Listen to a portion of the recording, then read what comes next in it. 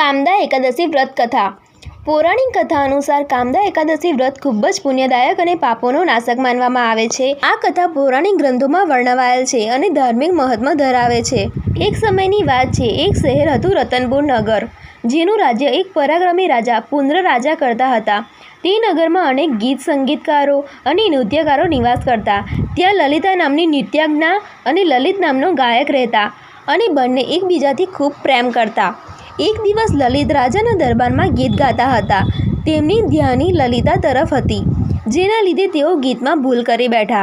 રાજાને ગુસ્સો આવ્યો અને તેને લલિતને શ્રાપ આપ્યો કે તું રાક્ષસ બની જા. તરત જ લલિત ભયંકર રાક્ષસ બની ગયો. લલિતા દુઃખથી વ્યાકુળ થઈ ગઈ. તે પોતાના પતિના મુક્તિ માટે ઘણા ઋષિ મુનિઓ પાસે ગઈ.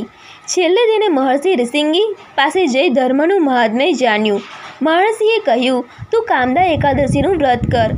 આ વ્રત પાપનો નાશક અને મુક્તિદાયક છે. લલિતાએ શ્રદ્ધાથી કામદા એકાદશીનું વ્રત કર્યું. ત્યારબાદ વિધિપૂર્વક વિષ્ણુ ભગવાનની પ્રાર્થના કરી.